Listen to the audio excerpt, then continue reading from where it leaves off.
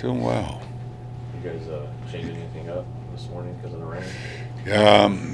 Yeah, we could be in the cages, but we're going to see how the weather is. We could segue right to the mounds and let the guys throw there. We're going to do pop-ups today. That's a fundamental, so that's still in order. So guys be hitting in the cages. But we'll see how this holds up here, this weather. And we're prepared to adjust wherever. So, we gave you a day off asking about the ground, but I figured I'd go back to today. It's a week since camp started, since pitchers and catchers started. Yeah. If he's missed a week off the mound, how much of a setback is that? Well, you look at the throwing he did before, we decided to back off a little bit, and so, it's not any concern on our part, especially where we're at, in spring training here. Now, he's going to be on the mound tomorrow. He will? Yeah, he's going to throw off the mound, and playing his long toss.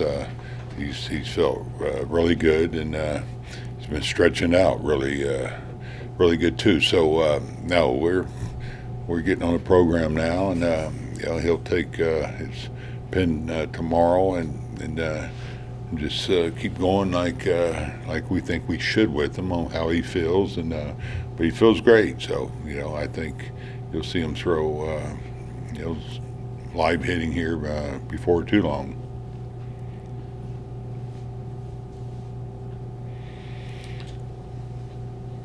Bruce, what has it been like working with the Madduxes together these last couple of days, just getting started, obviously? They're a joy. They're just, they're so good, and Mike, he's just so good at what he does, and talking to pitchers, his presentations, and with Greg there too, talking to him with his experience. I've really enjoyed being with him, working with him, listening to him.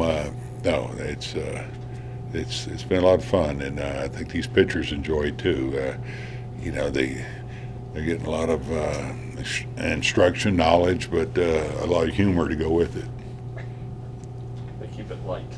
They do. They make it fun, as it should be.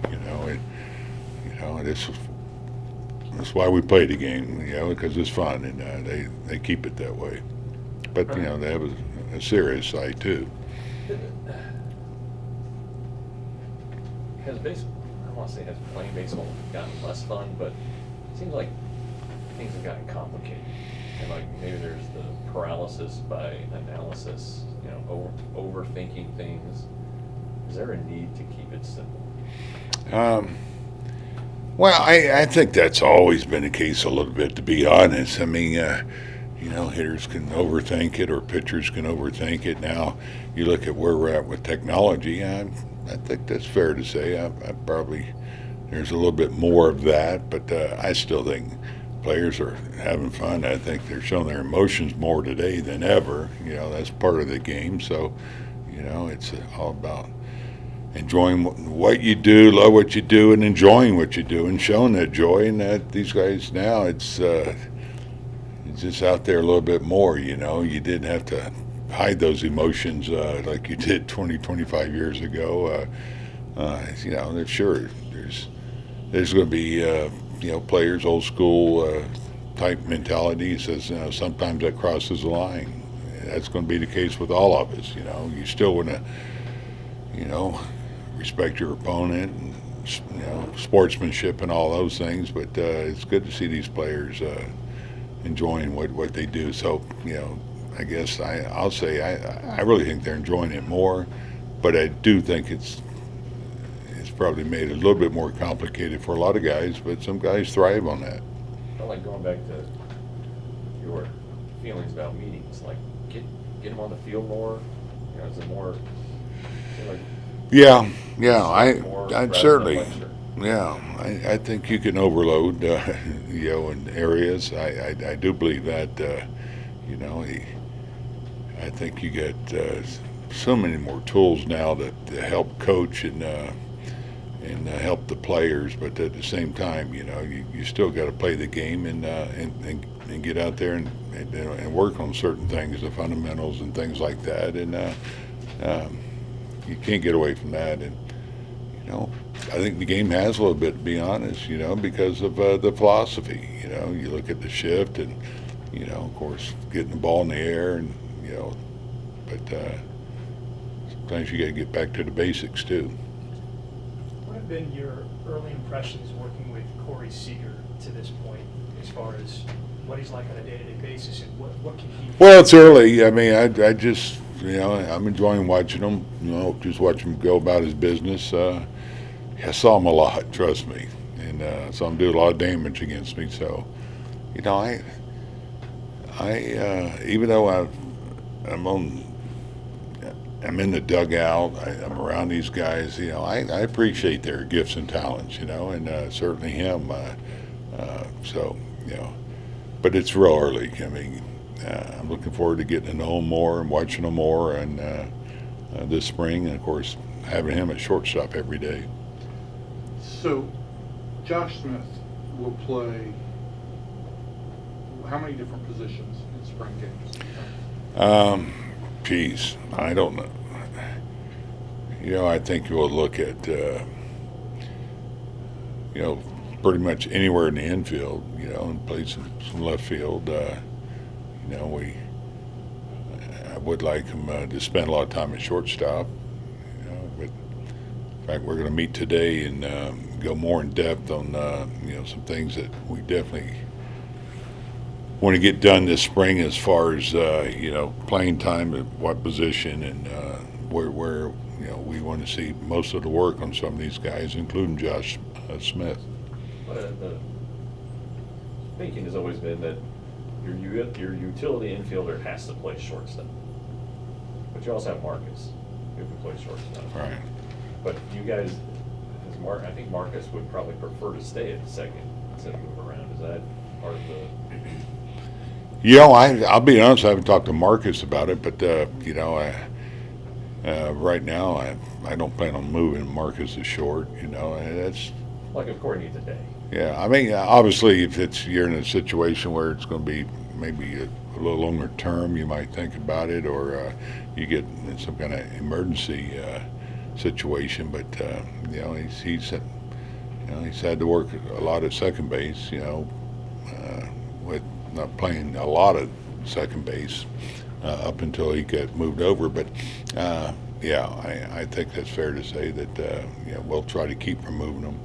So, in your mind, right, like you're putting together this roster, I'm just trying to get behind some thinking. You look at a guy like Smith, and to me, he's probably the best option you have defensively as a backup shortstop. Can he make this team based on just being the best option defensively there, or does he have to show you something offensively? Well, I think that'll come into play, sure. I mean, you want to have depth there at short. I mean, and be covered. But, if you got in a situation where it was short term, for a game or something, there's some other options that could go there, Right. So I guess what I'm saying is you still want to stay open-minded and break with who you think is your best club at that time. But certainly benefits a player who is a really good shortstop. There's no getting around that. Will there be an increased importance, do you think, on players who are great defensively in the infield with the rule changes, no shift allowed? All of a sudden now there's no help for that shortstop there or the second baseman there. Do you think that that's getting ready to become even more important than it's been in recent years because there isn't that additional help with the change? Oh, I think so, sure. Sure. I mean, that was part of the reason why you saw the change, They want to see the athleticism from these infielders, and it's a little different game now that you can't have the shift. So, it's going to be, important for these guys to have some range to cover some ground that they didn't have to cover before. So, no, that's but you know what? That's that's why we have spring training, because we're going to be looking at guys everywhere, especially guys who could be role players on this club, you know, to make sure that we have our best options out there. Hey, the one other thing that was kind of specific that I was wondering about is, so you've got Garver, who will split some time between catcher and DH, right? Yeah. Do you need, in your mind, another guy capable of getting significant at-bats from the right side as a DH? I need another guy that needs to get those Another at guy, bats. Like, because Garver would still catch, I would imagine, you know, I don't want to throw a number out there, but I would assume that there would be a significant. So number you're of saying games. beside Jonah? Yeah, I think we'll have coverage here. I think you'll see when we break out. You know, sometimes, again, if you want to give a guy a day off, maybe a little banged up, whatever. Sure. You got to have someone that, you know, the DH, because you know you're getting. I mean, you got to get ready for that game and go through your routine, and so that, you know, it's not always a day off. On the topic of Garver, I was wondering what kind of... On who? Garver, Mitch Garver. Oh, I'm sorry. What goes into the process kind of seeing him hit more like he did in Minnesota versus how he hit last year? What does that process look like, you know, for you? Process is getting out there and staying healthy. I mean, he can hit. I mean, he's got that on his resume. I mean, it's a pretty big injury he had last year, but he's feeling good. I mean, if you watch his BP the last couple of days, it's been impressive. It has, and I think he feels good about where he's at right now, and so that's great news for us because, you know, that's a big bat, you know, that can help us. So I think that's the biggest thing with him, just keep him healthy. You watched Tough take batting practice? I'm sorry. Have you watched Tough take batting practice? Oh yeah, yeah. He ball gets small in a hurry when he hits it.